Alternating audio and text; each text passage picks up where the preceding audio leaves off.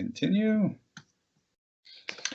And so we're just coming up to 12 at the hour. We'll be starting in about a few seconds here. I want to welcome everybody. I see we have 50 attendees are on joining us so far. Before we kick off today's event, a couple of housekeeping, not cleaning, items. I probably need to clean my house here, but some housekeeping items in the upper right-hand corner of your browser or your Microsoft Teams piece. You will see there is a little icon, looks like a dialog box with a question mark. That is for the live Q&A. Feel free during the event, go ahead, pose questions. I'll reiterate that in just a moment. And we'll be recording today's session as well, so you'll be able to share this with your colleagues. So without further ado, I see we just hit 12 o'clock Eastern. Hi, I want to welcome everybody. My name is Michael Gannotti, and I am a technology specialist with Microsoft's Healthcare and Life Sciences group. And by Life Sciences, just had this conversation with my colleague I'm going to introduce in a moment. We mean pharmaceutical and as well as medical devices and other such companies. Today's event is going to be around Microsoft Teams governance and adoption in healthcare and life sciences. We have a very special guest today, Karuana. I'm going to butcher her name again. Gatimu. I'm going to let you say it in just a second, Karuana. She's going to be talking to us about governance and adoption in healthcare and life sciences. Today's event, though, is really for anybody who is looking at implementing Microsoft Teams and wants to get their arms around this idea of how do we govern it, how do we help to increase adoption within our organization so that it's not only out there for our users, but being successfully deployed and, more importantly, successfully adopted to help increase productivity and all the things that people are looking for. This is one of 5 sessions we'll be running this week. We'll be running each one at 12 noon. I'll have a little bit about that at the end of today's broadcast, but without further ado, I want to push it over to our speaker. Again, just one last housekeeping item, upper right-hand corner. Again, we have a dialog box, a little question mark. That is the live events Q&A piece. You can post questions, give us shout outs. We'd love to hear from you. Here, hi, I see somebody says we're getting echoes. I'll be muting myself in just a second, so you won't get those. But if you go ahead and post your shout outs, etc., be happy to respond to you promptly. Without further ado, I'm going to turn this over to Karuana and mute myself to avoid those echoes. All right. Well, hello, everyone. My name is Karuana Gatimu. I'm happy to be with you today. I'm coming to you from the West Coast. I am near Seattle, Washington. I work in Microsoft Teams Engineering, and I'm in charge for our adoption, certification, and training programs for the product. I'm also the author of the Microsoft Service Adoption Specialist course that you can find out on edX, and much of the materials that you will find out there on the web, my team and I have created. So I'm really happy to be with you here today to talk about adoption. It's a very important part of getting a return on your technology investment. Many organizations only think about turning on the technology, and technical readiness is a very important piece of what we will talk about today. But the governance, adoption, awareness, and training motions that you need to do to make sure that your employees are really attaining digital literacy is really what my focus is. And it's definitely my pleasure to be here with you. We're going to hop over into the content here. I want to reinforce what my colleague Mike said. Please ask questions in the IM window. And if in the Q&A window, for some reason, we don't get to your question now, and you have a specific question for me, I'll make sure to get them answered after the event. You'll also be able to come out into our technical community about driving adoption or Microsoft Teams, and we'll make sure to get you those links as well. So we're going to go ahead now and look at the content. And one of the most important things that I always land with people when I'm talking about rolling out and implementing Microsoft Teams is this is more than just your standard technology rollout. Microsoft Teams actually requires a change in collaboration and communication behavior. And that's why the adoption practices are so important. Think about the change that happened when we first moved to computers. I am old enough to remember that. When we started to integrate mobile phones into our day-to-day lives, it's a fundamental change. And so we put a lot of effort in the last year into what those adoption best practices are, and that's what I'm going to share with you today. As I mentioned, there's some reference material that you're going to want to take a look at. Our practical guidance is an entire site about the rollout and adoption of Microsoft Teams. This is technical information from IT pros as well as adoption information for business leaders and change managers. And that is our Success with Teams site.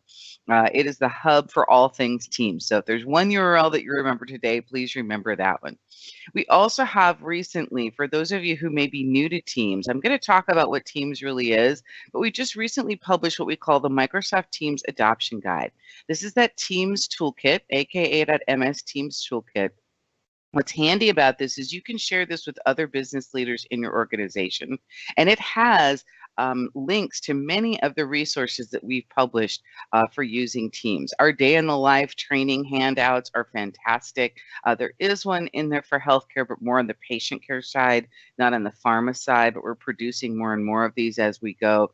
But it really helps you to understand how you're supposed to think about implementing Teams. And as you go through this, towards the end here, this is what I'll be talking about today, our 3 phases of our adoption plan. Getting started, doing some experimentation, and then planning your broad scale implementation. And this represents an enhancement to the prior Office 365 implementation and adoption framework.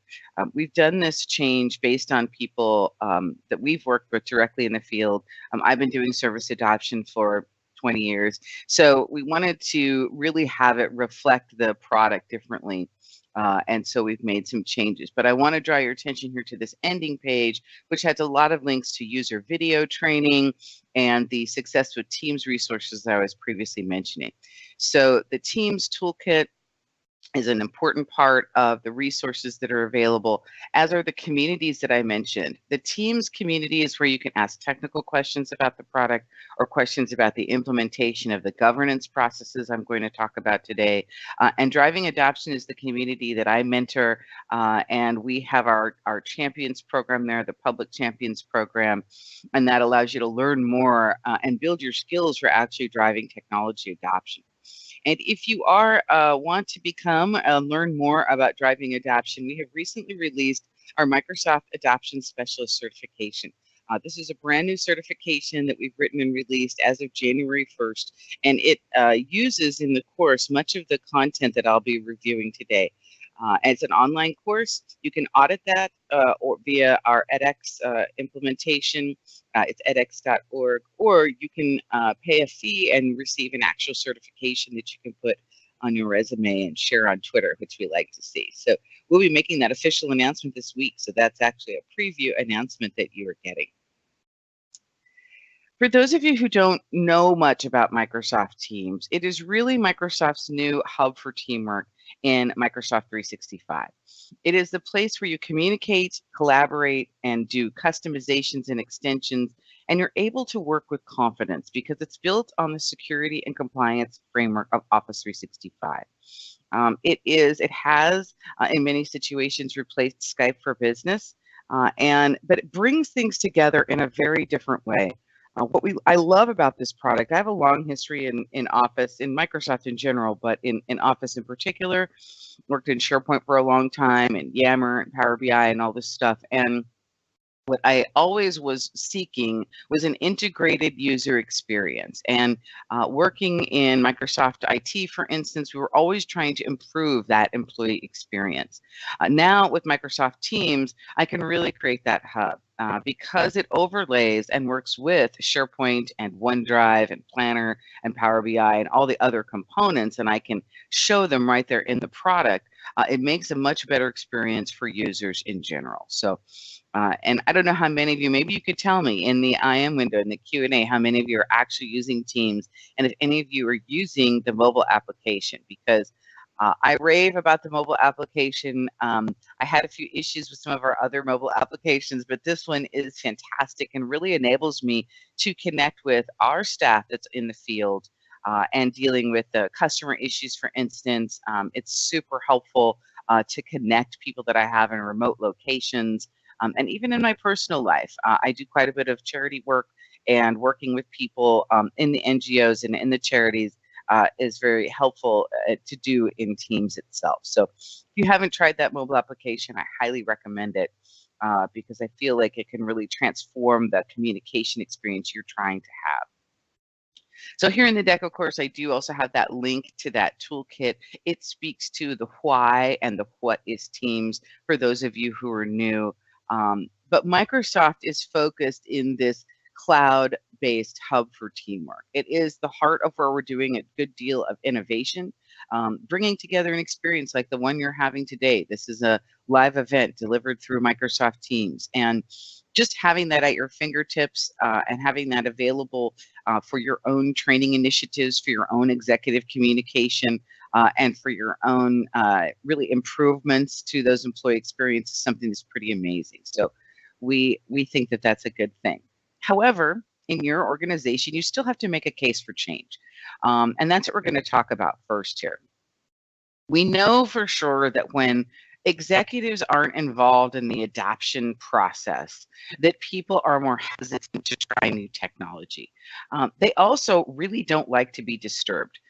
I work with companies all around the world and our armed forces and what have you, and all around the world, there's a single theme. Let me get my work done.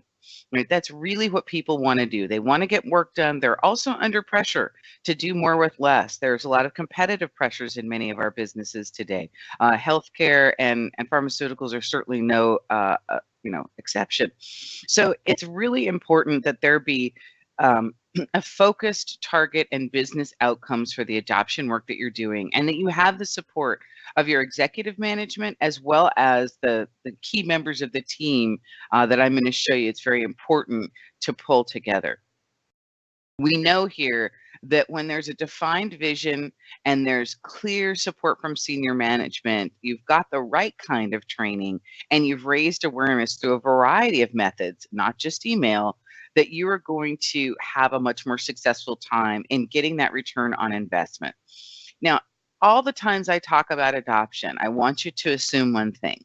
You are working hand in hand with the technical specialists in your organization to ensure technical readiness. You only have one chance for a great first experience. So you need to make sure that your network and your environment in general is ready to take on the new application. Now, technical readiness for Teams is not that challenging, especially if you're a former Skype for Business customer. This readiness for Skype for Business is very much the same as the readiness for Teams. It's more on the change side, I believe. It's a little more effort on the change side, but it's very important that you have a technical foundation for delivering these new capabilities. So if you happen to be in charge of adoption, you may not be in charge of the technical readiness. Make sure that you have a great relationship with that person or people who are doing that, because technical readiness and competence is part of the 6 skills required to drive adoption. This is also part of the courseware that we recently launched, and understanding organizational development, having business acumen, understanding the software that you are putting out. Attending a webinar just like this is, extremely important. Marketing and communications, knowing for sure that driving awareness is not about sending email is very important.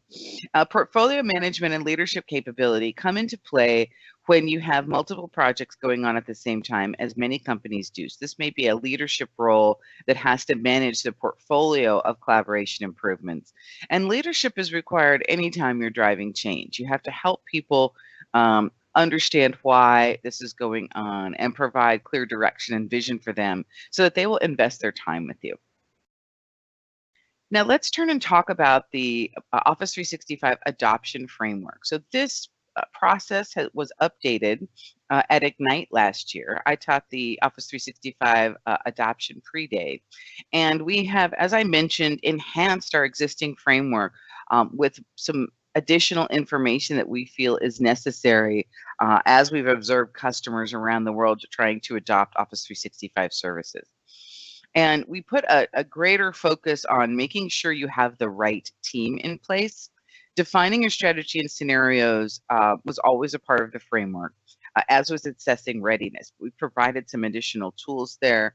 Building a plan, you'll see that we've also created for you a default plan, and of course, onboarding employees. What's different about this time is that we, especially for Teams, and you'll see it soon for other Office 365 workloads like SharePoint and Planner, we've reorganized the way that these phases and activities come together. And what we've done is we've broken them into these 3 phases. We found a lot of companies were getting hung up and slowed down on making decisions that are really for broad scale deployment before they've ever tested the application in their own environment. We believe in hands-on experience and controlling how you onboard employees into the experience, having a formal early adopter plan, and really testing it so that you can also gain information about the business scenarios in which the application will be most useful more quickly. And that's why we've broken this down into these 3 phases, because the decisions for governance that you need to make to run smart experiments in your organization are different than the decisions you need to make for broad scale deployment. And you will make those decisions more easily for broad scale deployment when you have put your hands on the software and tested it and gotten actual feedback from users. For those of you who are engaged on Twitter or maybe have found me on LinkedIn, which I do actually recommend, find me on LinkedIn. I post a lot of this material there. I just recently tweeted a video from Microsoft IT. They were onboarding our receptionists here at Microsoft onto Teams. They were making the transition from Skype for Business to Teams. What I loved about the video was not the technical transition. That was not important to me at all. What I loved was how it highlighted the focus groups and the conversations Microsoft IT had with that constituency of users before they ever moved them to the technology to understand their scenarios and needs. This is something that IT doesn't do all the time and really needs to. And if you're in charge of adoption, even if you're not IT, you can do it as well. And it's a very important part, and it's very important data that you need to make sure that you're going to be able to get the right information otherwise, into your adoption plan. We have an adoption hub that is dedicated for Microsoft Teams, where you will find all of this information in detail, as well in these articles, as well as the tools and download section, which has our project plan and our boilerplate persona information. I've tried to put together a great deal of the information that you need to be a service adoption specialist for Teams here in this Teams adoption hub. And over this quarter, we'll be deepening and expanding the information that's there as well, with use cases and case studies and more scenario-based guidance. And so, we hope that this will be helpful to you. Make sure to go and click through this. This is a part of the Success with Teams site. So you'll notice over on the left-hand side of the slide, you can see training. That's also where the IT Pro admin training and instructor-led training exists. And so I think that you'll be able to find the information that you need there. So, as I mentioned, super important to assemble the right team. Now, the team depends on your size of organization, right? And assessing readiness and the difficulty level of that also depends on your organization. That's also why it's important in the adoption framework itself to take things to the level of complexity that is reasonable for your organization. Many of our competitors, if you think about implementing their software, it's pretty easy. And ours can be too. It doesn't have to be difficult, but we also have a requirement to do some of the most complicated organizations in the world. I'm giving adoption guidance to the armed forces, as I mentioned. I work for companies like Shell and many pharmas as well, and they're complicated companies. And so it's not a simple matter of just a couple people turning something on. If you're out there listening to me today and you're a small to medium-sized business, realize that this team that I'm showing you might be you and a couple other people. What's important here is not the number of people, it's the skills. right? The skills here are what is necessary. You need an executive sponsor or a success owner who is really taking charge of some of the visionary parts of why you're going to Teams or using Office 365 in general. You need to have champions in your organization who can provide that peer-to-peer guidance and be your ear on the front lines, if you will, of the change so you can hear what's going on. You need technical talent and people who do training. And then you also need to have good relationships with your department leaders, because those department leaders are going to give you the information of the business scenarios that are going to really make the difference for you as you try to drive this change. So understanding that this team is a group of talent and skills that you need, not necessarily individual people, is important if you're a small to medium organization. But if you're a very large organization, then this team, and usually in the customers I work with, this team actually does represent individuals or multiple people. The IT specialists in the case of rolling out teams may be a couple of different folks, because previously in organizations, they separated collaboration and communication or telephony or meeting services. So that may be two different people who understand that are now having to come and work together as they plan a rollout of teams. So it's just important that you have these folks engage. And then if you can get a community leader, a communications leader, someone from HR who understands the employee experience, that's all great. But that success owner is really the one who's going to lead the helm day to day, and is also tightly aligned with the program manager who's also doing that day-to-day work to see this be a reality. All of this is important because you have to lead people through what we call the change curve. Those of you who may have traditional organizational development or organizational change management skills will recognize this graphic. This is applicable to any kind of change that a human goes through, not just the technology kind. And realize that when you do a project like Microsoft Teams, really people aren't reacting to the technology. They're reacting to how you can help them achieve their own goals. And those are usually emotional decisions. They are not logical or simply based on the tech that's in front of them. People want to do a good job. They want to progress in their careers. They want to provide security for their families. There's always more going on with people than what is on the surface in any given day. And it's important to help them understand that they may be in denial about the fact that their technology is actually working for them. They may think that email is just fine, and it is fine, but you can speed decisions, you can have more transparency, you can be more inclusive of the different demographics in your organization by having a more integrated experience. You've got to be able to explain that to your folks, because only through that will you break through from the resistance, from the denial that people have that they don't need any change, to where they're understanding you're asking of them a change, but they're resisting it. And then you start to get their curiosity. And curiosity usually comes from seeing others that they know and trust in the organization have success with the transition you are trying to drive. And then you begin to get commitment. But this change curve happens with every constituency, every business unit.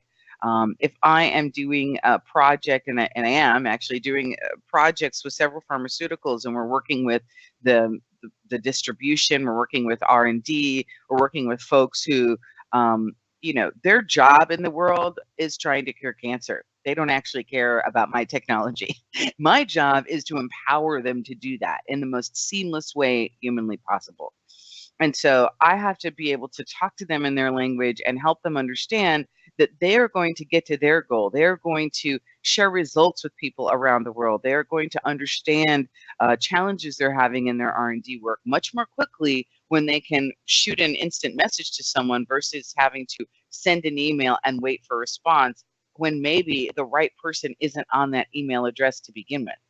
Right. And so when you put this work in the context of the outcomes that people really want to have, for me, it's exciting. I think it's a great thing. So understanding this change curve is part of preparing for also doing your organizational assessment.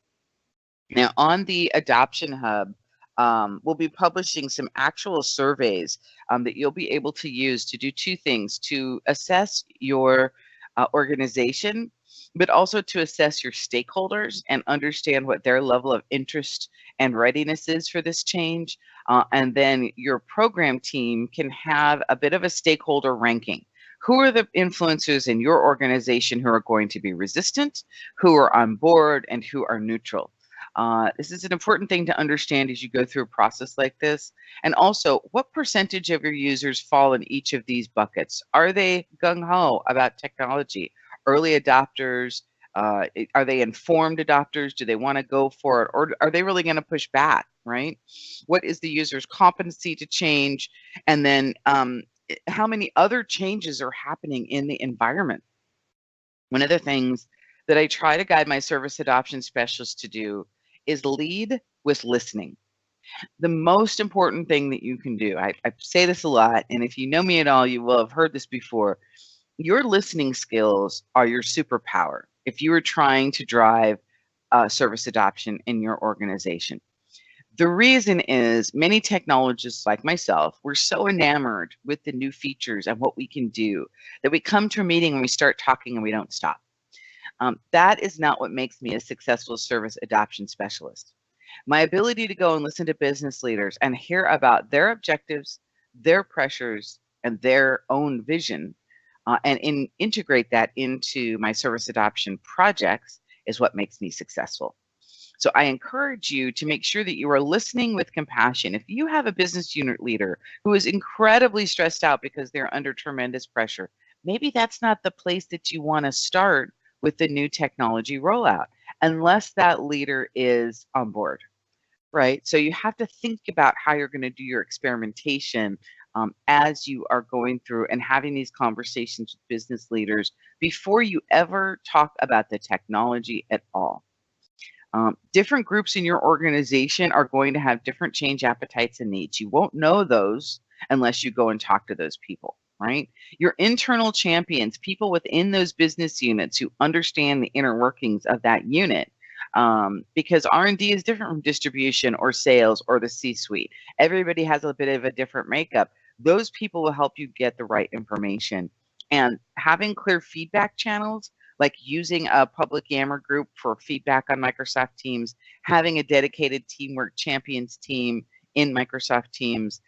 These things are very helpful as you start to craft this process. You want to make sure that you are embracing the people who want to disrupt the status quo because they're early adopters, and the people who want to push back on your change. Creating an environment for successfully mining for and understanding change and conflict is another skill that you'll need to develop. Certainly there are processes as you go through this that will allow you to manage the governance of it. Absolutely, I see a question out there right now. Can we leverage flow to approve and deny, evaluate teams channel creations? You can use flow to approve and deny teams. You're going to see in my process that I don't necessarily recommend that. You cannot use flow to manage channels. Most definitely, but I'm going to hop pretty quickly here into what that looks like, especially as you go through experimentation. And so, Karuana, yes. We had a couple other questions. I've actually been publishing them and capturing in OneNote. Oh, great. I didn't know if you want to do them now or hold them till later. Let's hold a couple of them. I want to make sure that I go through a little bit more of the governance framework. And then I really want to make sure we have time for questions. So yeah, just so you know, you're getting a lot of feedback. So this is great. We're getting very good. Excellent. All right. We love feedback. That's fantastic. Hey, will you be my time cop? What time should we stop to make sure that we have enough time for questions? So this is scheduled for 90 minutes. So perfect. We can cut early. You have, upwards of another half hour. Perfect. If needed, and then Q&A after, or if you end earlier, we can go into Q&A at any given time. Okay, that's great. That's great. So what I'm going to do, folks, is I want to make sure that I show you a few more resources, and I want to talk through what I call the 6 governance decisions, because that's going to help you have the framework for how you're going to manage the sprawl. I know a lot of people get concerned about sprawl when thinking about doing a Teams implementation. It's something that we dealt with quite often in the SharePoint world, and we do have some capabilities to help you manage that while still preserving a self-service mode for your users in certain tiers of service. So I want to get to that and make sure to show you those graphics and those decision points because they're super important. All of this, however, is captured in the Teams adoption project plan. If you have Microsoft Project in your organization or Excel, I've created this project plan in these 2 flavors, and it basically shows all of the various steps you need to go through to do service adoption with Microsoft Teams. Now, frankly, I talk about Microsoft Teams a lot because I'm in the Microsoft Teams engineering group, but I've been in Office All Up or Office 365 a lot longer. And so this service adoption framework has specifics that are relevant to Microsoft Teams, but the concepts that I've been discussing are applicable to other technology as well. True good service adoption is technology agnostic because it's based on business outcomes. But what I know for sure is that people needed help with the actual steps of what to do. Each one of these line items here, assemble the collaboration improvement team, stakeholder and service communications, things of that nature. You expand those and you have the actual checklist of what you need to do. So take a look at that, share it with maybe your IT department or the partner that you may be working with. Of course, all of this we can help you with from a fast track perspective. There are free services that come with your Office 365 subscription, and we will help you be technically ready. We will help you drive adoption of your services. So you in no way, shape, or form have to do this alone. One of the tools that I'll be publishing over this next month are these slides here. And this basically shows each of those work streams. What is the expected outcome of the work stream? What are you supposed to get from having a collaboration and communication service strategy in a project plan or doing stakeholder mapping and alignment? What are the core deliverables and what are some notes? Again, this comes from a group of us who've been doing this for a really long time. And there are 2 slides in this particular set that talk about those work streams. And of course, these will become available to you after today's webcast. You'll have this whole deck after today's webcast. And not only will it help you do your service adoption inside your company, but it's great pre-read for your adoption specialist certification, which I highly recommend you go get. And the other thing that we're showing here is we highly recommend as a best practice planning Microsoft Teams with Microsoft Teams. Get your own onboard knowledge of the product itself. We suggest that you help your IT department use it, create a public get to know Teams team so people can ask questions. This is also very relevant depending upon the size of your organization. If your organization is less than 2,500 people, having that get to know Teams team can be a public team for everyone in your company. If you work at a very large organization, greater than that, then you may be using Yammer or another enterprise social network for some of this work. But you definitely want your teamwork champions to have their own Teams environment that they are able to work in, and you will be able to plug in a lot of these capabilities. So this is an example of the team name and then the proposed channels that we have. I think using Teams for Office 365 service management is fantastic. I've been a service manager in IT. I have a lot of actual direct IT experience, worked in Microsoft IT, and I will tell you, managing the flow of information in IT about delivering services is super difficult. And also there are things called service incidents, and it's very easy to manage service incidents within Microsoft Teams, make connections to things like your ServiceNow dashboard, things of that nature, and get feedback directly from users. And so it really can transform the way that you approach it.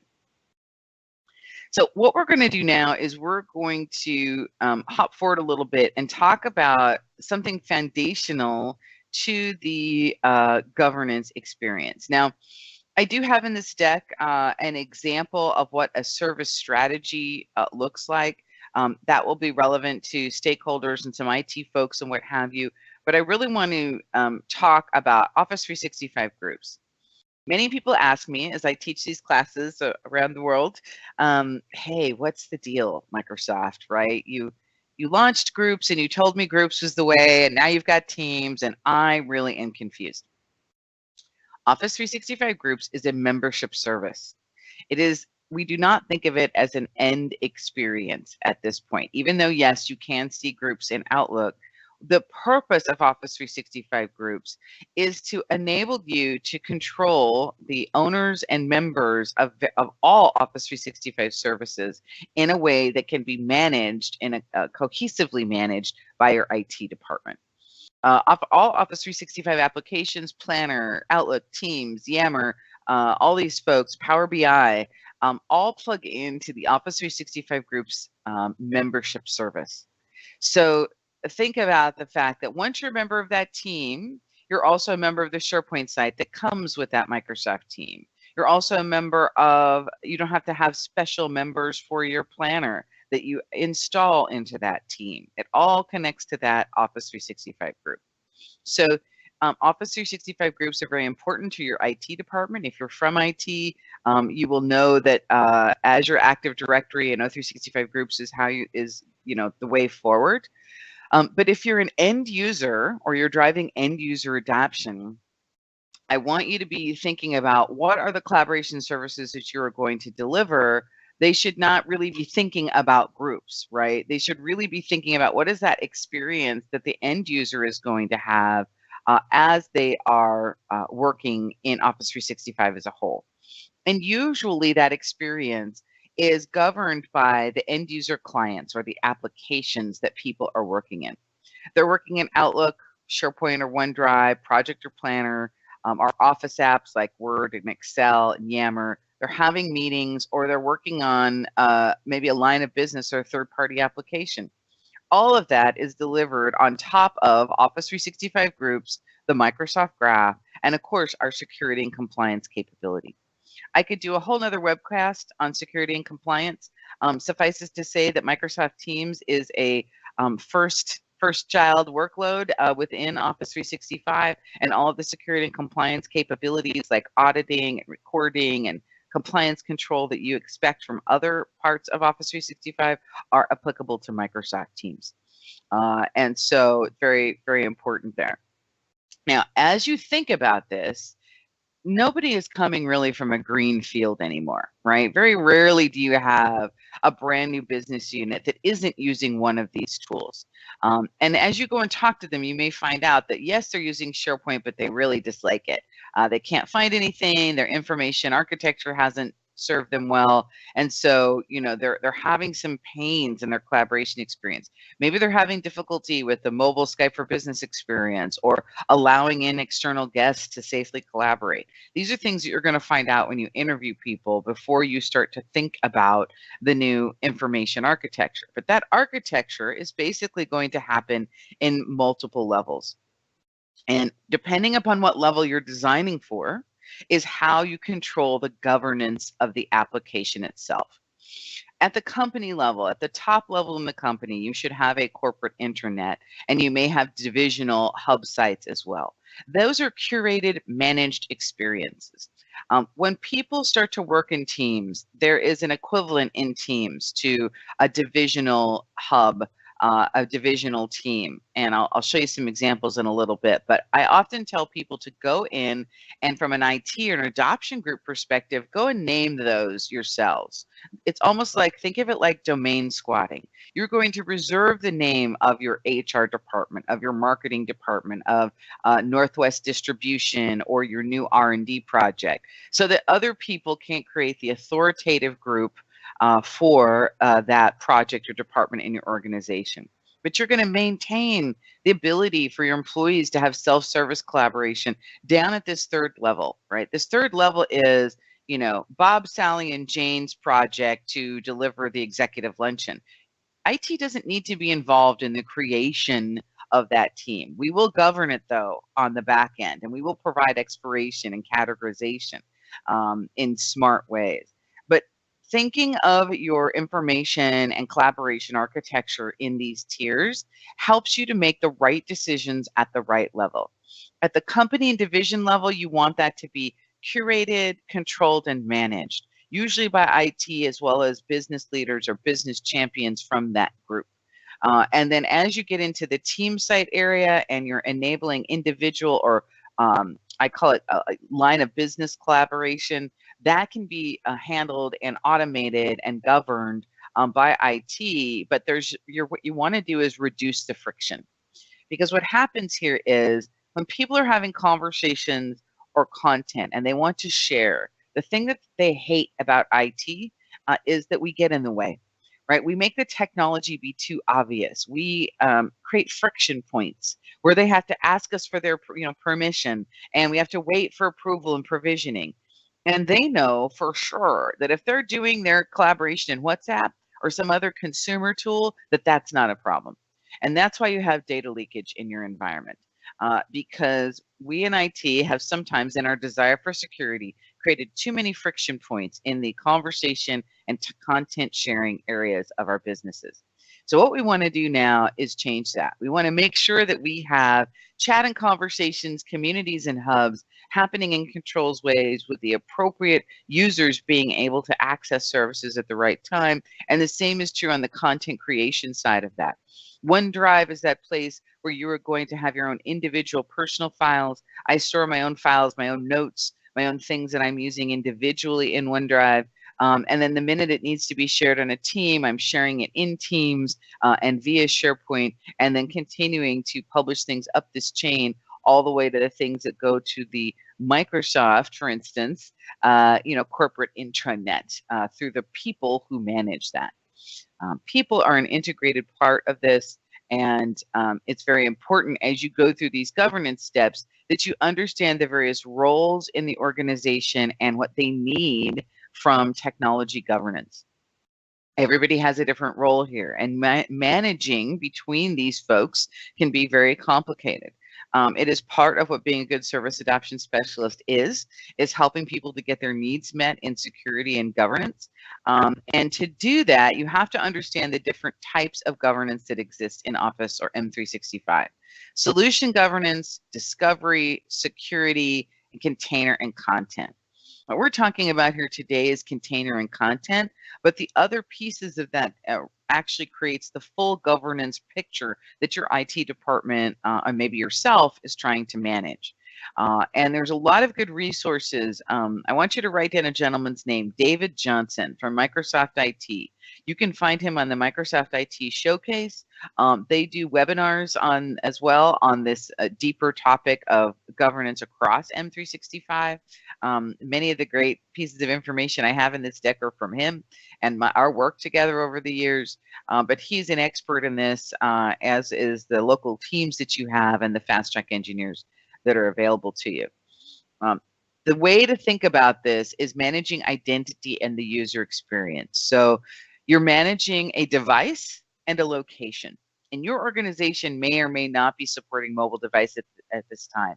I don't know if they're using EMS and having devices enrolled. But hopefully every single one of you out there is using two-factor authentication to access Office 365 services. It is fundamental to having a secure environment. That identity that you create between your device and your location is what controls your access to company data. And as we think about the pillars of container and content governance, these are the pillars that we believe are important. And you'll notice empower employees is first. Remember that saying about the friction that IT can create. When I worked in Microsoft IT, people called us the Department of No. And I'm not kidding. The Department of No, very important to Microsoft. We changed that over time because we really understood that it was taking too long for them to get certain services. And so we really support that self-service creation for that third level of team site with some governance put on top of it. We require classification for containers so that we can identify valuable content. We protect assets because we limit the reach, we enforce policy in Microsoft IT. And these are all capabilities that are available to you in Office 365. For some of them, however, you do have to have a P1 license or better in Azure Active Directory. And I'm sure some of you were asking questions about that in the Q&A, which I can also answer in a little bit. And Mike may be answering them as well. We have a chart out on our Success with Teams site that show the level of licensing required to do some of the things that I'm talking about. But certainly some of it is basic, but some of it does require that P1 license to manage, for instance, group site ownership and use information rights management or what have you. So, but the point is that you can get those capabilities so that you can be thinking about how you're going to make these decisions. This is what I refer to as the governance quick start. There is an article on this out on my Success with Teams site that details each of these decisions that you need to make as you begin your rollout of Microsoft Teams. Now, remember, what I'm saying here is you're going to make these decisions for phase 1 and 2 of your deployment. That means getting started, your own IT teams, and collaboration experience, and your experimentation with early adopters and your champions, and as I mentioned, your early adopter program. Those are the decisions you're going to make first. Who can create teams? Should be everyone. Because the minute this is a limited group of people within the context of your experiment. Eventually, you will want to have everyone be able to create certain types of teams, as long as within the parameters of some of the governance decisions I'm going to show you. Naming conventions. Are you including meetings in your early experiment? Do you need to have that conversation with people because they may be running Skype for Business and Teams side by side? Are you going to allow guest access in your early experiments? What apps are you going to improve early on? By default, all of the first-party apps in Microsoft Teams are included, and that means Word and PowerPoint and Excel, but make sure that your IT department has turned those items on because, boy, if they haven't, they're doing you a huge disservice in creating the experience itself. And what kind of data security are you going to implement, in terms of labeling of the types of teams and what have you. Protecting content is the first step. And Azure Information Protection, you've got DLP, you can protect the group. Now remember, you're going to start to see the word group here again. That's because much of this is happening at the Office 365 group level. It is expressed in Teams, it is expressed in SharePoint, is it expressed in Planner, but the actual governance is occurring at the level of the Office 365 group. And so when you think about, I'm actually going to show this first. This is an example of the types of labels that we use at Microsoft to classify our teams: highly confidential, confidential, general, and public. So for instance, you can do things like, for highly confidential teams, we do not allow guest access. I think that's a very, very good governance decision, especially when you get to broad scale rollout. For your early experiments, I advise people turning on guest access to collaborate with other members of Microsoft or partners and to test what external secure collaboration can do. If it's relevant to one of your business scenarios, but certainly not for highly confidential projects. If you're doing an R&D project, for instance, and you want to test what the right team and channel configuration, what apps you need to do R&D properly in your environment, or in patient care, for instance, those are areas where obviously you're not going to want guest access. So you can do this by configuring the container and file classification labels. In this deck at the end, and also on our website, we have the instructions that the IT personnel would need to do to implement this in your environment. You do have to be an Office 365 administrator to be able to do this. It does require technical acumen. So you need to think about the policy decisions, but then you need the technical skill to implement it. And also, alongside that, I often recommend people implementing an expiration policy. You can apply this so that what happens is, for instance, every 6 months, all of my teams come up for renewal, right? It's a rolling 6 months based on the creation date of the team or the SharePoint site. And this helps with sprawl and what I call service hygiene. You don't want a bunch of random teams out there. You don't want a bunch of things that nobody is no longer using. to be cluttering up your environment and your search results. So what this requires is that an owner has to renew that group. And again, it's happening at the group level. So you're renewing the Microsoft team and its conversation and channels and the SharePoint site that's associated with that team at the same time. And it's a wonderful thing. And what basically happens is a group owner, right? Anybody who's designated as an owner comes up and it says, hey, in Teams, there's a little right next to the team name, there's a little icon, all right? And it says, hey, this is going to expire soon. And then you simply get to click a button and renew. And it renews the entire group. You don't have to do it for each one. You can also configure it to send an email, right? A nice configurable, very pretty email that goes to the users. And then there's a restoration notice, because what happens if you don't restore or renew that group is it goes into a soft delete state. And you can configure how long that is. And then end users can pull it back if they made a mistake, or if they don't want that anymore, it will just continue through the deletion or archival process, depending upon the rules that you have set up. So this is something that I think every organization should do, is think about classification and expiration, as well as naming conventions in your organization. All this happens at that Azure Active Directory level at the groups themselves, and it can really make sure that you have the right access set up for the right people to the right data. So this is a conversation that I have in detail on the page that I mentioned, and also really supports this here. Again, really understanding and making sure that you're setting up the right governance at the right level. At the company and division level, you're going to want to name those teams yourself, reserve the name so it becomes the authoritative source of information, and that your IT admin can also identify them as hub sites in SharePoint, and you can do smart things with that experience. But at the department and work group level, these automatic rules that I'm referring to will allow people to simply create the team themselves. You absolutely do not want to be in the business of managing people's team creation by hand or by approval notification. There are more important things for IT departments and business users to do, and you do not want to be in the business of trying to manage channel creation within a team. Let the team configure the experience the way they need to. People know how they need to work. We don't know, how Bob and Jane and Sally may want to work differently than Tom and Robert and Hasim. So you have to let people have some configuration of their own collaboration experience so that they can really make the best of it. Now, at the division and company level, you will want to have some control, and that's where templates come in.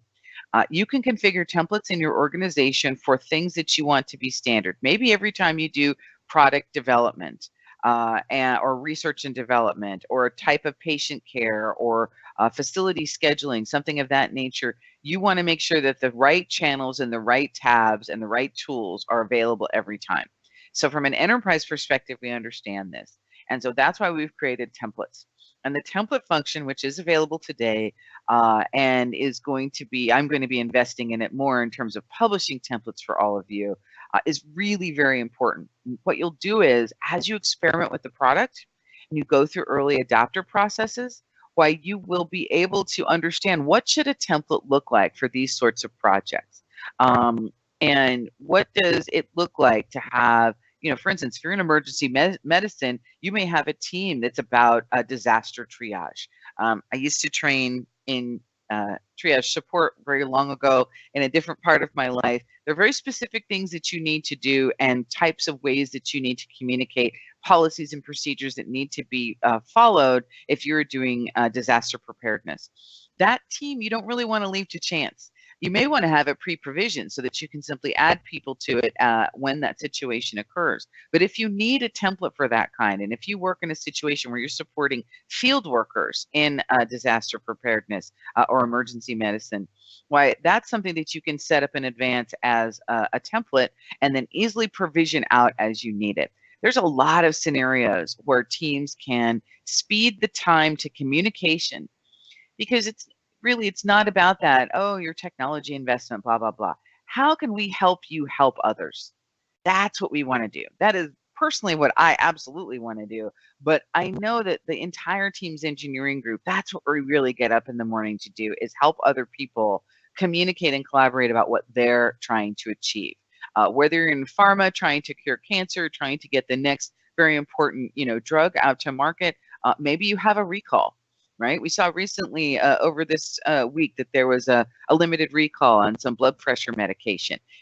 You could have a template for a recall procedure that included Power BI data of where the recall had been executed.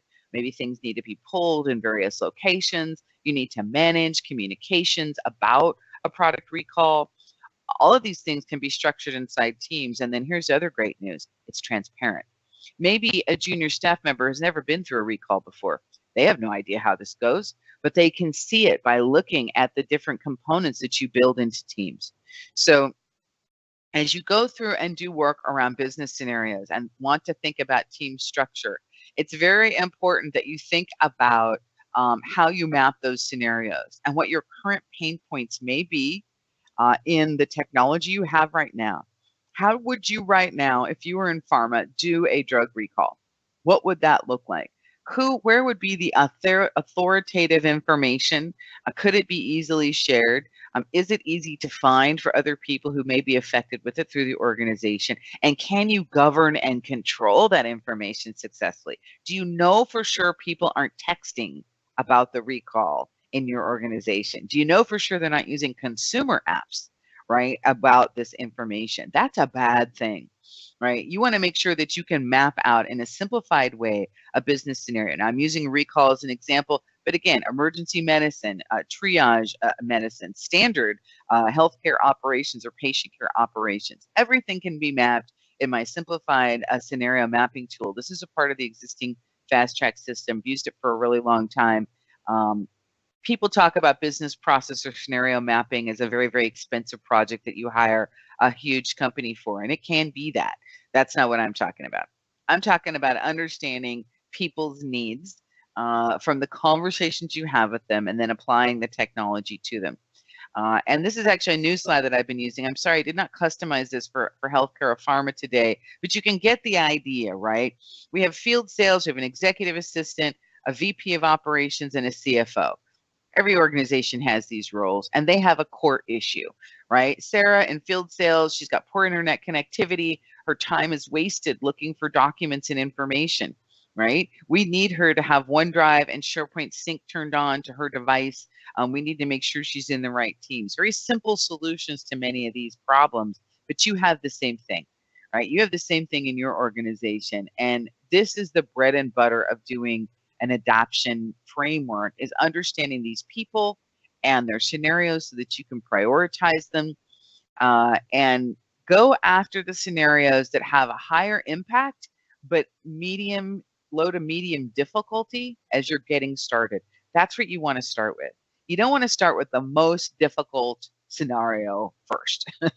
I advise you not to do that. There's so much work that needs to be done in modernizing these core scenarios of project management, personal productivity, and calling in meetings, that this can keep you busy for quite a while, especially if you apply these to specific business areas, as I mentioned before, patient care, recalls, things of this nature, and making sure that you can do this within the umbrella of those governance decisions and automated capabilities that I was discussing in Office 365.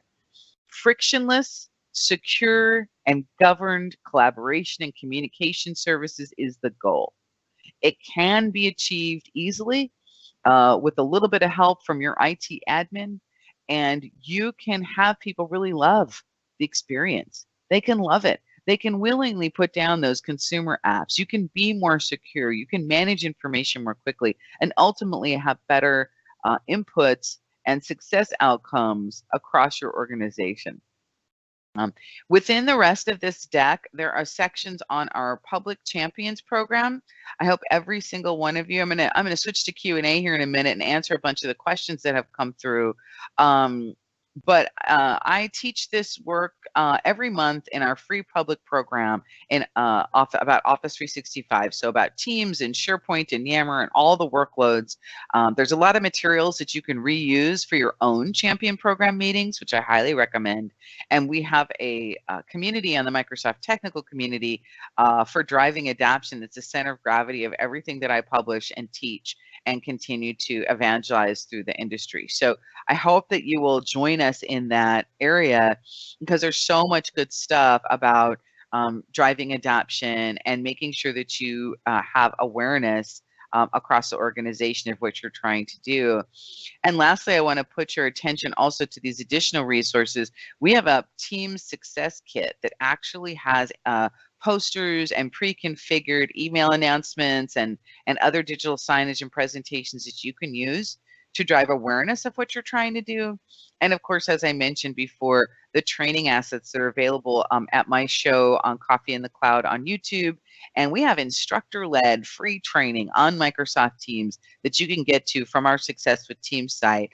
Go to Success with Teams, click on training and instructor-led, and you can go to a free webinar on getting started with Teams, creating your toolkit, things of that nature. So we're really committed to being here for you and helping you with this journey so that you too can have a great experience with Microsoft Teams. And we really think that the resources that we have available for you across this will help really galvanize, but also bring some standardization to the way you should be thinking about driving services. That's one of the main reasons I launched the Adoption Specialist certification, is because I wanted to say, hey, these are the 6 areas that you need to be great at to do this work.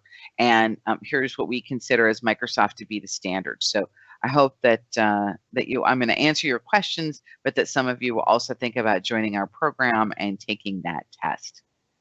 So Mike, I wanted to turn it back to you and ask you, what are some of the questions folks have been asking that I can answer?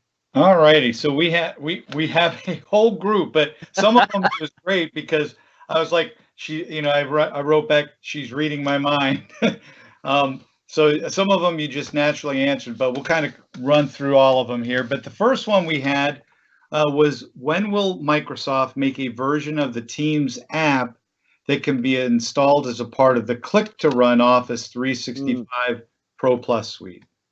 I don't have a date for that, but it is definitely something that we are doing. Integration with the core admin processes of Office is something that as a service we're doing all up. So there's a couple of standardizations people have asked us for. So click to run is coming. My gut would tell me that if it's not before the end of, we run on a fiscal year that ends in June. If we don't do it before the end of this fiscal year, we'll certainly do that by the end of this calendar year. I know it's a new year, 2019, but orchestrating that does take quite a bit of time and effort, but we are going in that direction for sure. Awesome. So we had a number of people asking about the links, and as you mentioned, just to reiterate, I will be posting the deck with the links in it, as well as a recording to our website, and I've included the link to that within the pieces here. So for all those who kept asking that, you'll get all this this afternoon. Next is, any tips for driving adoption with application developers who are already using Slack? And they said their experiences, they love the product, and they just like, no, hear no evil, see no, don't talk to me. Yeah, no, that's absolutely true. It has to be a relevant change for them. First off, why do you want them to stop using Slack? You have to have a clear answer to that. It can't be because the company is going to Teams. That's not an answer. You have to really sit down and work with them. We have an initiative going on inside Microsoft to make that transition of all of our developers. Some of our developers use Slack, and they are moving right now to Teams. Integrations is usually an issue. They want to understand, how it's going to integrate. But once they see how fast and simple it is, one of the things that you have to do if you're going to bring the developers over is enable sideloading so that they can test the own app dev that they're doing, and show them the development platform that Microsoft Teams is. It's amazing. And it's simple, and that's an important piece of it. lastly, you have to get out of their way. You cannot have some sort of an automated provisioning process for teams or channels when you're dealing with developers. That will not fly. That's why the expiration policies I was discussing, the naming conventions, things of this nature that you do at the group level are so important. So, make sure that you have empathy for what it is they're trying to do. They're having a very different experience than an information worker. I'm sort of an accidental developer, and I could tell you that those tools over there are challenging enough without you getting in the way of how I'm going to talk to people and test things and what have you. So just really have an advocate, start small. Make sure that you have an actual developer who can extol the positive conversation at the water cooler about what you're trying to do. That's how you win them over. Awesome. All right, so we've got this one that was reiterated a couple of different times in variation, so I'm going to just tee it up once. But the question was, do you allow users to create their own teams or workspaces or control those by IT? And they said, and this is kind of the theme that I kept seeing, about being worried that the fact that it's going to spin up a SharePoint site and a group, and they're going to have all these artifacts out there. Some of this I think you already mentioned, and I actually had typed that up in the whole piece around auto expiration. Yep. But it's really that balancing and the worry and tension between users, just going and doing their thing, and then IT wanting to control and keep that and keep some sense of semblance around that.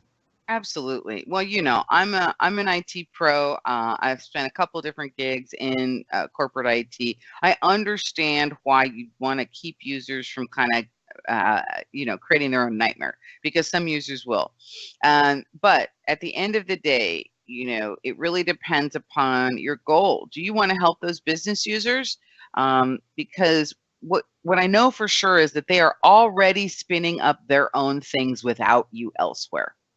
There's so much shadow IT out there right now that the real danger to the data security in your industry is huge, right? Now, I realize it may not happen as much in healthcare and pharma as it does in other industries, but it is happening, whether you like it or not. And so I don't know if I'm still showing the slideware, Mike, or if you put me back to video, but yeah. This slide right here, you should be controlling and managing the creation of teams, SharePoint sites, hub sites, and Yammer groups at the company and division level. You do not want random HR department groups coming up. Like, that's not okay. People need to know what is the authoritative source of information. But once you start get down to departments, that's usually managed by either a chief of staff or a chief champion, or sometimes the executive assistant to the person who runs that department. But you really want to be out of the way at the work group level and let that automation and the expiration and the policies take over there. And so that's what we do in Microsoft. Now, the one control we do have in Microsoft that Microsoft IT has is suppliers in our environment cannot create teams. You have to be a full-time employee. We allow what we call V- employees or suppliers under contract to access our corporate network, but we do not allow them to create SharePoint sites or teams. So a type of policy like that you may want to think about. It doesn't stop me from, as a full-time employee, going and creating a team and then making my supplier who's doing the project management for me an owner. But an actual full-time employee needs to create it. So things like that can be helpful. But there's nothing better for controlling sprawl than a good expiration policy.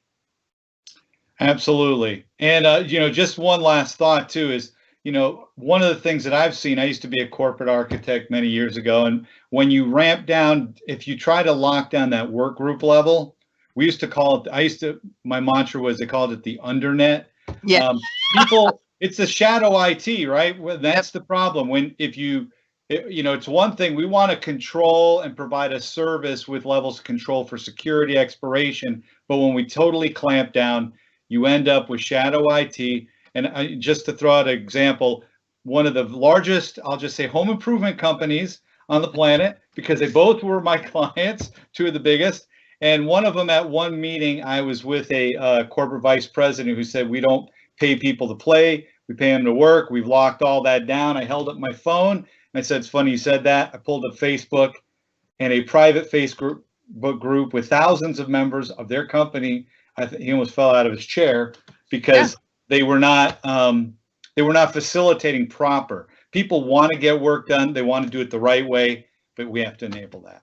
Well, All the right. other thing the last thing that you brought up there was humans are humans. Yeah. There is nothing wrong with having a channel called the fun zone. There's nothing wrong with having a channel called the water cooler for people to blow off a little steam once in a while. I mean, you have to think about the kind of culture that you're driving. And I'll tell you, if you know, the armed services and the triage medical group and the brain surgeons can have that, then I don't see why other employees can't have that as well. We're all trying to get work done. And I love that, right? So it's very, very important. We had one, this was a comment actually on the technology that we're using today. And they said, ooh, nice, you can pause the live feed. It picks up where you left off without skipping or speeding. So just real quickly, yes, we use Azure Media Services, which is leveraged by the largest companies out there on the internet and the largest broadcast to deliver this. So there is a technology called fragmented MPEG with a dynamic XML manifest file. What it does, basically, this acts like a DVR. You can actually skip back and forth at any time among the content that's been presented. So if you're using Teams, you have this tech, folks. So we should talk more about that built later. In. All right. Absolutely built in. Built right in. So related to the earlier question, you already mentioned the flow, talking about that, and they just talked about, can we leverage flow for approved, denied to evaluate team creation? So they're talking about really a team creation evaluation. And, you know, I guess this really comes down to taking a step back from flow. If people want to do some moderation around that creation, any best practices or things you can throw out around that? Yeah, don't do that. Yeah, that I'll tell you right now, don't do it. It is not going to get you the result you desire. You desire a healthy environment that has the right kind of hygiene. But if you have to, what you're telling me is that your employees don't have the right level of digital literacy. They're creating things incorrectly, and they don't understand how to use the services. That's not about control, that's about education. And I think that if you really want to create a great environment for people and a well managed service, then you have to start with the education and literacy levels of the people who are using it. If you spend 1 minute creating a approval workflow, that's a minute that you could have spent teaching people why and when to create something, right? You have to teach your users to fish rather than fishing for them. It's the wrong kind of job security in IT. And there's so much more that we need to do to be a real, from an IT or business leader perspective, for us to be a real revenue driver versus a cost center. Most IT departments are under pressure to do more with less. That's because we sometimes haven't proven our value to business because we are coming from the wrong end of the stick. So now's the time. I always tell people that Microsoft Teams implementation is not just a change for the users. It sometimes requires IT transformation as well, because we have to think differently to manage a service like this. There's a whole nother set of webinars and assets around IT transformation. I teach quite a bit of that myself. And I know Mike knows all about it. So we can help you with that if you have folks in your organization that are asking for control instead of focusing on digital literacy. Excellent. This one I thought was good. This is, I hear this a lot. When will permissions be extended to channels? Yes, we know channel permissions are extremely important. We call that private channels, but there's also a lot of other scenarios like guests in channels or public channels where you want to have the whole team be locked down, but you want to publish some information. Right now, you have to do that in the SharePoint site versus the team itself.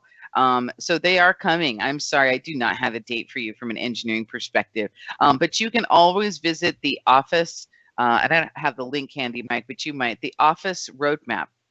Yep. And the Office Roadmap, if you filter on Microsoft Teams, will show you information about all the features that we have coming, major features, and you can find that information there. So I know it's been delayed a couple times. I know people are really needing it. It could be an adoption blocker for many of you. We understand that. So we're working to make sure that it's going to work as expected and be rock solid before we release it. And I just put that link for those folks in the QA panel. Oh, that's great. Thank you, Mike. So the next one that I had, there was a number. So this one was around the relationship. It's around governance and really around the relationship between Yammer and Teams. Yammer versus sure. Teams. I can answer that. So think of this, and I actually am going to flip to a slide here that actually talks about it, which I, in the interest of time, skipped a little bit. But you can think about the difference between those two in this way right here. So there's some of you may or may not be familiar with what we call, actually, I'm going to pop over to the inner and outer loop slide. When you think about working, you work in different ways, right? And the inner loop are the people that I work with every day. I know their names. We're on the same project teams. They may be my direct reports or they may not. But these are people I work with regularly. And that is the beautiful place that Teams lives. It facilitates inner loop connections like that and better transparent project management and collaboration. The outer loop is where Yammer lives. So I'll give you an example. When we launched Microsoft Teams inside Microsoft, that was my project at the time before I came to engineering, I launched it with a Yammer community to provide public support for the new experience. Yammer is best for those broad, public, very large groups of people who likely don't know each other but share a common interest. Maybe they share a role. Maybe they're in a particular division or department. Or maybe you, as an IT or service adoption specialist, want to create a broad public feedback channel for the service transition you're doing. And then, of course, you have Outlook, which is targeted communication to me directly as an employee. So think about the inner and outer loop. Think about Teams in the inner loop and Yammer in the outer loop. This is very true if you're in a large organization. But I teach many small to medium businesses. And what I will tell you is if you are less than 2,500 people today or 5,000 people in sometime this quarter or next quarter, then you may use Teams for all of this. Right? You want to have a simplified employee experience. But right now, if you work in a large company like Microsoft or J&J or Bristol Myers or whatever, you have too many people to go into a team, and it's not a good experience to create a large public community in Teams. So that's the way that you should be thinking about those two things, and know that SharePoint and Stream support all of that, right? SharePoint, Stream, SharePoint and OneDrive, I should say, but SharePoint in particular supports both Teams and Yammer with support the built-on Office 365 groups for the membership service and video and live events like Stream, and like the experience that you're having here today can be delivered via both Teams and Yammer. Excellent. So the next one I have thoughts on, but I'm going to let you hit it first. But they asked, are more roles being added? And they said owner and member is somewhat limiting depending upon requirements. Yes, it is. Yeah, it is. I understand that. We do understand that. But you have to realize that what we've seen across the industry worldwide is that people have overcomplicated permissions in SharePoint. They have overcomplicated permissions to a point where they can't even do good governance because the permissions are so customized that it has fragmented drastically the experience. Or worse, have you ever been in that situation where somebody shared a file with you from OneDrive and then you just forwarded the email? Right, and and that doesn't do anything to the permissions. So then you have 4 or 5 emails back and forth about, oh, I don't have access to the document. Permissions are not well handled by most of our customers in the ecosystem, and that is why we simplified it down to owner and member. Now, in the underlying SharePoint site that is connected to a team, you can create custom SharePoint security groups. And oftentimes when I'm using my underlying SharePoint site as the public face of my project, and I'm using SharePoint news and other things to share information about my project, I will go in and I will create that custom group of visitors for that SharePoint site. Obviously, that doesn't translate into Teams. So I would encourage you to really think about, why do you want extra levels? What are you going to do with it? So, Mike, I know you have thoughts on this too. Yeah, I get asked all the time, and a lot of my customers because they're coming from a space where they're saying, look, I'm building this application, as it were, in SharePoint, and we're doing very granular security levels and different levels of access. And to them, I say, look, that's an application that maybe that's where that belongs. That's, Teams doesn't take away the need for SharePoint. What it does is 80 to 90% of what you did from a collaboration standpoint. It better facilitates it, simplifies it, creates that single pane of glass to do your work. But in those instances where you need to do, where there's a real need around like formal records management or other things that are application like with various roles and levels of interaction, responsibility, et cetera, maybe you're better keeping that because you already have that process, you have that flow. That's still something that's very much tenable, Yes. or belongs in SharePoint.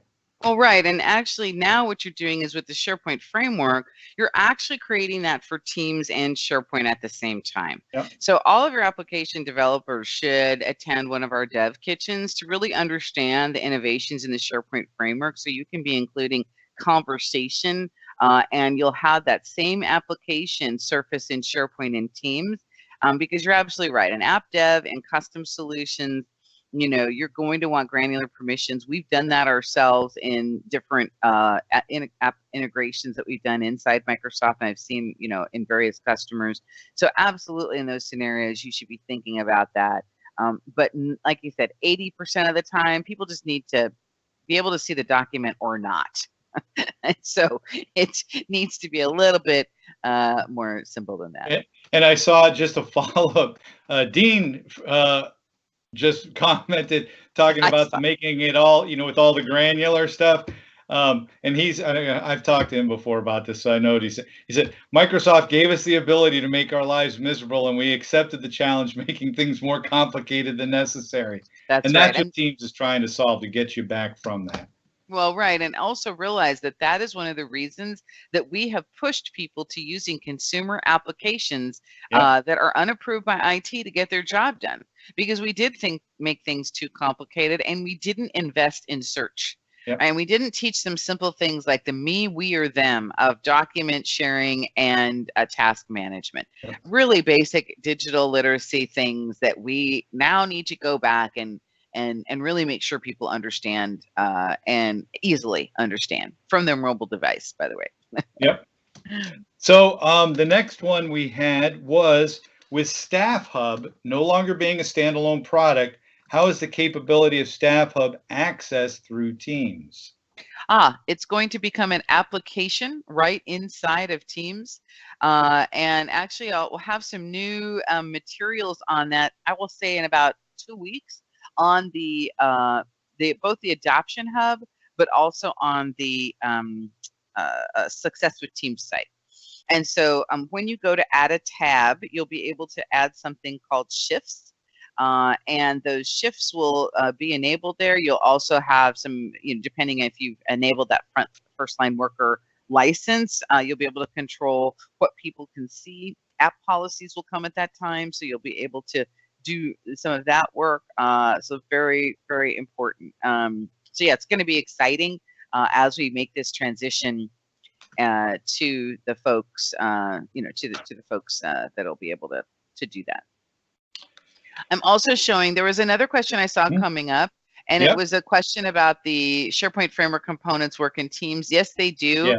Yeah. I usually have a slide that has all the developer links on it, but on the Success with Teams site itself, at the very bottom is our developer documentation. And I think actually if I go right here, now I have to go to a different side, but at any rate, if you go to successwithteams.com, look all the way at the bottom of the navigation, you will see our documentation for developers. Here we go. And that will give you everything you need to know about the development environment. It is basically an Office 365 developer environment, so you do use SharePoint framework, but you also have access to the bot assemblies and other things that will allow you to integrate intelligent bots as well as conversations into your SharePoint application, which is really super cool.